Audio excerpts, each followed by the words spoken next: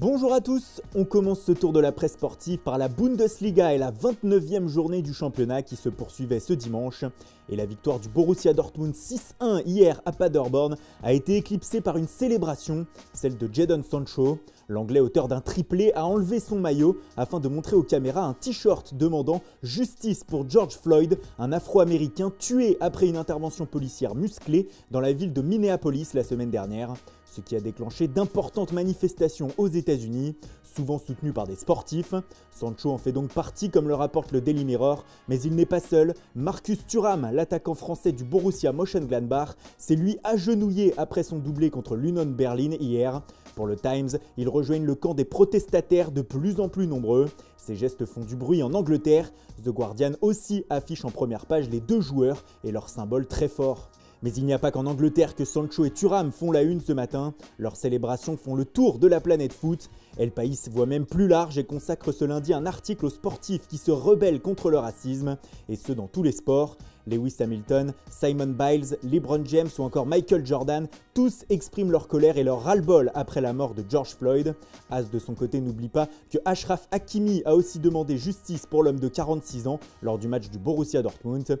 De véritables buts contre le racisme pour le média. En France pour l'équipe, Thuram c'est la grande classe et on retrouve même le français fils de Lilian à la une du Corriere dello Sport. La presse européenne est unanime, ces gestes vont rester. À la une du Corriere dello Sport, on retrouve aussi l'autre grosse information de la journée de dimanche. Ça y est, c'est officiel, Mauro Icardi est définitivement un joueur du Paris Saint-Germain. Prêté la saison passée par l'Inter au PSG, l'attaquant argentin va bien rester dans la capitale après que les deux clubs aient officialisé hier le transfert du joueur pour environ 50 millions d'euros. Le média italien explique aussi qu'une clause anti-Juve a été intégrée dans le deal par les interistes. En effet, si jamais un jour Paris revendait Icardi à la Juve, les champions de France devront verser 15 millions d'euros de plus à l'Inter, de quoi se protéger. Le transfert d'Icardi fait les gros titres du Parisien qui explique que l'Argentin a signé jusqu'en 2024. Un très bon coup pour le PSG, ajoute le média français. On revient en Italie pour parler d'un ancien de la Ligue 1 maintenant. Ce n'est pas Cristiano Ronaldo qui fait la une de Tutto Sport avec ce cri « Je suis plus fort qu'avant », mais bien Mario Balotelli, l'ancien attaquant de l'Olympique de Marseille. Ce dernier est au cœur de sacrées polémiques depuis quelques jours et selon Tutto Sport, cela va mal se terminer avec son club de Brescia. En effet, c'est même la rupture totale entre lui et le président du club, Massimo Cellino.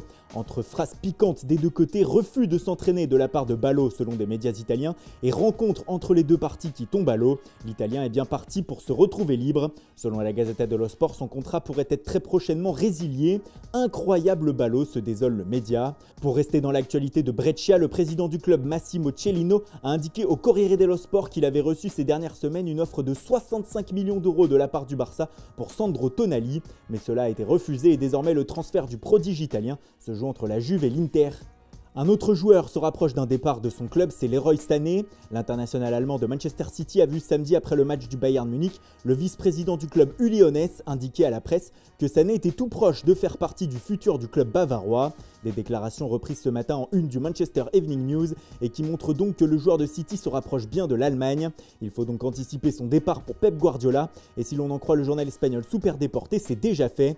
Le média explique que le technicien espagnol se serait positionné sur le milieu de terrain de Valence, Ferran Torres, pour remplacer Sané. Dans le viseur des deux géants espagnols également, le prodige de 20 ans a semble-t-il l'embarras du choix.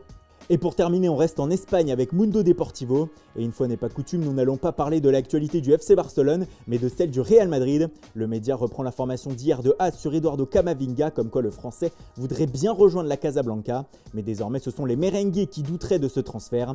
Son prix élevé et son jeune âge pourraient poser question, surtout qu'il ne s'agissait que de sa première saison en pro avec le Stade Rennais en 2019-2020. Zinedine Zidane de son côté ne semble pas préoccupé par cela et selon AS aurait même retrouvé le sourire. En effet, les retours de blessures de Eden Hazard et Marco Asensio vont donner l'occasion aux techniciens français d'aligner le trio d'attaquants qu'ils souhaitent depuis le début de saison. Hazard, Benzema, Asensio, ces trois-là doivent faire gagner la Liga au Real. Voilà, c'est tout pour aujourd'hui. Merci pour votre fidélité, bonne journée à tous. Continuez de respecter les gestes barrières et rendez-vous dès demain matin pour une nouvelle revue de presse.